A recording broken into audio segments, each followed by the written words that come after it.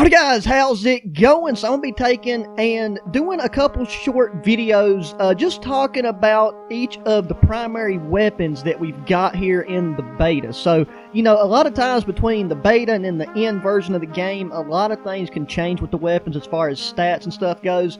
But the beta has give us a little window into what we can expect from most of the weapons in this game. And obviously, you know, they'll be adding weapons, the DLCs, all that good old stuff once the battle pass and everything drops with the full version of the game. But starting out, we're looking at the STG44, which is most likely one of the first, if not the first guns that you used whenever you hopped in to Vanguard. Okay, so description of the gun is this gun is balanced to be viable in almost any situation, but does not excel in any one area. And in my opinion, I'd say it honestly does excel in the medium range category. It does good up close. It's got decent hip fire, especially with, you know, certain attachments equipped.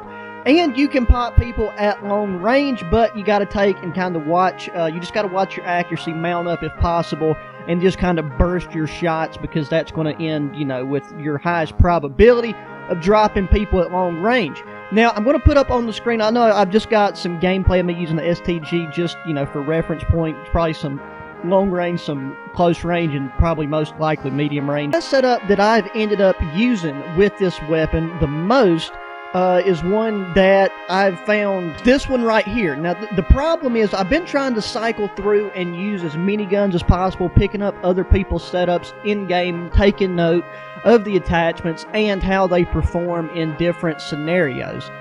With this setup that I've got, the Maxim silencer, the Carver foregrip, the 30 caliber Russian short magazine option, the frangible rounds, rubber grip, pressure, surplus, mainly just for the XP so I can level stuff up quicker and get it unlocked. The Constans tactical stock, the slate reflector for the optic, and then the VDD 760mm 05B barrel. So I've only got this gun up to level 30, which is still decent. And I've tried other combinations. We're in for a real treat, I think, with Vanguard, in that there is so many potential class setups and ways that you can make weapons, like you can utilize weapons in a way that you wouldn't originally, or, you know, I think you could, meaning that you can take and really hone in ARs to run more in a sub-like setup, and then vice versa. And it's just, I don't know, it's really exciting. I'm enjoying the vast array of attachment options that we got. Plus, you know, we can equip 10 attachments on a weapon, including 10 on the handgun. So the pistols, I'm really enjoying the pistols so far. The second, I've not got to mess with the 1911 that much, but I'm going to touch on them in their own video. But yeah, so there's the attachments that I've got with this gun. That's the attachments that you see in the gameplay clips that are going to be playing in the background. And other than that, there's not a lot more to say about it. I just wish that there was a slightly better option for the magazine earlier on. I'm looking forward to using the next 8mm Kurtz 45 round drum mag, because the 8mm rounds I feel like are going to take and hit really hard. It's going to slow the weapon down a bit more, but then I've already got a way to kind of equalize that with the other attachments. But it's really just about having the 45 round magazine capacity.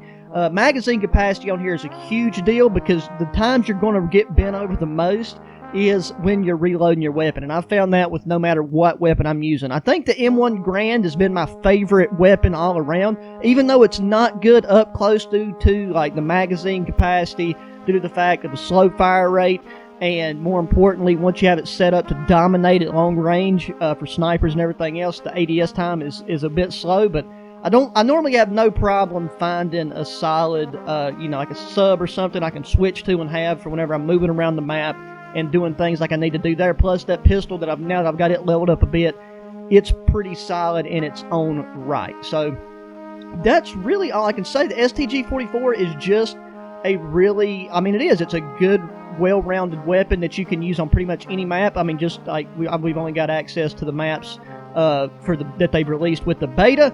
But overall, I've enjoyed using it.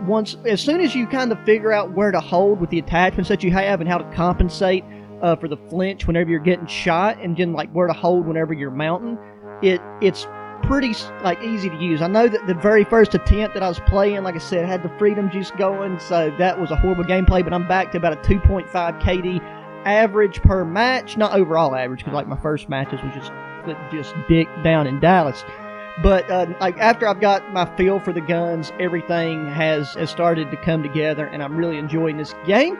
So that's all she wrote for the STG44 that I have to say so far. Really looking forward to the full version of this game dropping so we can look at starting to do the class setups for all these dope, iconic weapons. So yeah, guys, there's going to be more videos like this dropping even after the beta is gone, just because I'm pre-recording some things to drop to have for content later on. Hope you enjoyed. If you do, let me know in the comment section. Be sure to hit that thumbs up button. Subscribe if you haven't already. Share your friends. Check out the links in the description to my other channels. Sub to those. And until the next one, adios.